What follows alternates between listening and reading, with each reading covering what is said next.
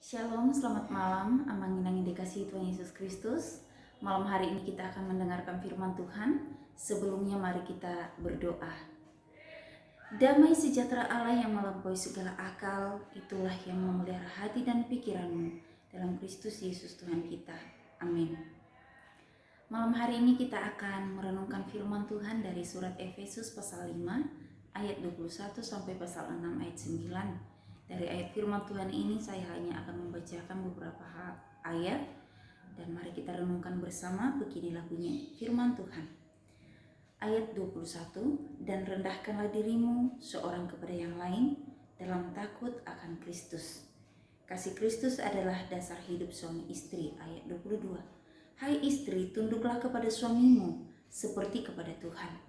Ayat 25, hai suami, kasihilah istrimu sebagaimana Kristus telah mengasihi jemaat dan telah menyerahkan dirinya baginya. Ayat 28, demikian juga suami harus mengasihi istrinya sama seperti tubuhnya sendiri. Siapa yang mengasihi istrinya, mengasihi dirinya sendiri. Pasal 6, taat dan kasih. Hai anak-anak, taatilah orang tuamu di dalam Tuhan, karena haruslah demikian. Ayat 3, supaya kamu berbahagia dan panjang umurmu di bumi. Ayat yang ke-8, kamu tahu bahwa setiap orang, baik hamba maupun orang merdeka, kalau ia telah berbuat sesuatu yang baik, ia akan menerima balasannya dari Tuhan. Amang-inang yang dikasihi oleh Tuhan Yesus Kristus, ayat firman Tuhan malam hari ini saya akan menyampaikan dengan tema keluarga yang berkenan bagi Tuhan. Melalui firman Tuhan ini, Rasul Paulus menyampaikan harapan terbesarnya bahwa jemaat di Efesus dipenuhi oleh Roh Kudus, sehingga buahnya nampak dalam kehidupan jemaat tiap-tiap hari. Amang-inang yang dikasihi oleh Tuhan Yesus Kristus, umat yang takut akan Tuhan berarti menghormati Tuhan di segala kehidupannya, sehingga mereka tidak lagi melakukan sesuatu yang tidak berkenan dan tidak sesuai dengan firman Allah. Maka sebagaimana dituliskan dalam firman Tuhan ini, beberapa penekanan yang disebutkan.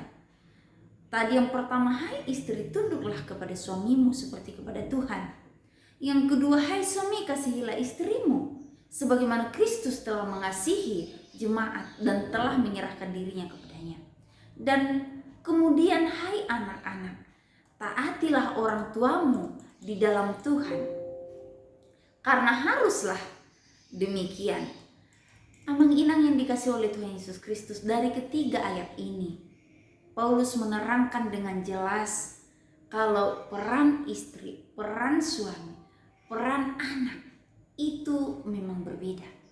Karena itu dia menjelaskan cara masing-masing untuk menunjukkan penghormatan antara satu dengan yang lain. Anak memerlukan instruksi, istri perlu penghargaan, sementara suami perlu bersikap sebagai pemimpin dalam keluarga. Amang-inang yang dikasihi oleh Tuhan Yesus Kristus, semua manusia memang setingkat di hadapan Allah. Tetapi supaya teratur, harus ada yang menjadi pemimpin dalam keluarga. Kemudian kehidupan sebuah keluarga harus didukung adanya kerjasama antara anggotanya, baik suami, baik istri, maupun anak-anaknya. Sikap yang terpenting yang ditekankan dalam firman Tuhan ini, saling merendahkan hati di dalam Kristus. Itulah yang harus menjadi prinsip rohani yang umum dalam sebuah keluarga. Amang-inang yang dikasihi oleh Tuhan Yesus Kristus, saling merendahkan hati dalam Kristus adalah suatu prinsip rohani yang harus terus-menerus ditekankan. Itulah yang disampaikan oleh Rasul Paulus bagi jemaat yang ada di Efesus, juga bagi kita pada malam hari ini. Sebab ketika figur pria ataupun wanita, suami ataupun istri rusak, maka suami istri yang seharusnya menjadi figur representasi antara Kristus dengan jemaat pasti akan menjadi rusak. Dan gambaran yang rusak ini membuat orang tidak lagi melihat hubungan yang baik antara Kristus dengan jemaat. Ketika seorang istri berusaha melawan otoritas suami, maka suami pun berusaha melawan, menyatakan otoritasnya. Lalu apa yang terjadi ketika tidak lagi saling merendahkan hati dan menundukkan diri dalam sebuah keluarga? Maka akan timbul saling menunjukkan kekuasaannya. Akibatnya terjadi penindasan, berusaha untuk saling menundukkan dan berakibat kepada pertengkaran. Dengan demikian pernikahan tidak lagi menemukan kebahagiaan dalam keluarga, melainkan pertempuran, dan hidup mereka sudah menjadi hidup yang saling menghancurkan. Tentu hal ini tidak dikehendaki oleh Allah kita. Karena itu Rasul Paulus kembali mengingatkan, engkau suami, wahai engkau istri, dan engkau anak-anak, tunduklah seorang kepada yang lain. Di sana ada sikap saling menghormati. Di sana ada sikap saling menghargai. Di sana ada sikap saling mendahului. Baik orang tua, istri, suami, anak, melihat ada tingkatan masing-masing dan harus saling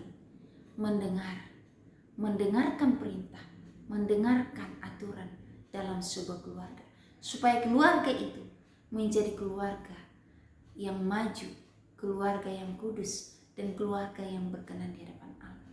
Ingatlah bahwa kita sudah ditebus dari kehidupan yang lama. Kini kita masing-masing sudah dipenuhi oleh Roh Allah. Maka sebagai umat yang sudah dipenuhi oleh Roh Allah, ciptakanlah keluarga yang baik, bersatu hati dalam Tuhan, saling menghormati dan saling mengasihi, sehingga keluarga kita menjadi keluarga yang berkenan di hadapan Allah. Bersikaplah sopan santun, saling menghargai antara suami dan istri, istri dengan suami, anak dengan orang tua, saling mendukung dan saling memperhatikan, sehingga terciptalah keluarga yang rukun dan yang diberkati oleh Tuhan. Meskipun kita berbeda-beda, tetapi kita mempunyai tanggung jawab yang sama, yaitu tunduk dan patuh akan perintah dan firman Tuhan. Apa pesan firman Tuhan yang harus kita kerjakan melalui firman Tuhan yang telah disampaikan oleh Rasul Paulus bagi kita pada malam hari ini? Yang pertama, tundukkanlah dirimu di bawah kuasa Roh, biar Roh Kudus yang memerintah hati kita, biar Roh Kudus yang menguasai keluarga kita, sehingga keluarga kita hidup dalam tentram dan damai dalam Tuhan. Supaya hubungan keluarga, suami istri, anak menjadi berkat dan kemuliaan bagi nama Tuhan. Yang kedua, munculkan perbedaan di tengah dunia.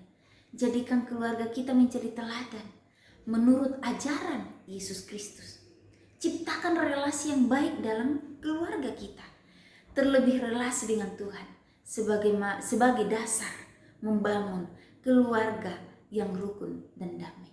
Kalau relasi kita dengan Tuhan sudah baik, maka kita pasti mampu menciptakan relasi yang baik antara keluarga kita. Mazmur 128 ayat 3-4 mengatakan, istrimu akan menjadi pohon anggur yang subur di dalam rumahmu. Anak-anakmu seperti tunas pohon zaitun sekeliling rumahmu. Sesungguhnya demikian akan diberkati seorang laki-laki yang takut akan Tuhan. Mari hidup rukun bersama. Mari saling menghargai.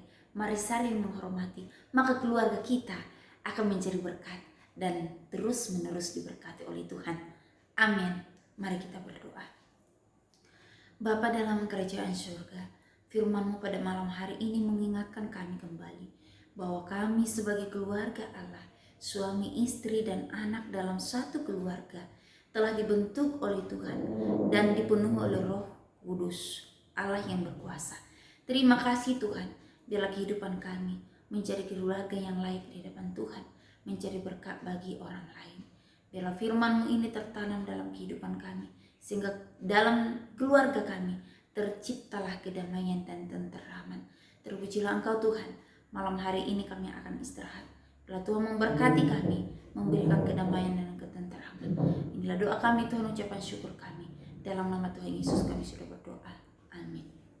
Selamat malam, selamat istirahat malam hari ini. Tuhan Yesus memberkati. Shalom.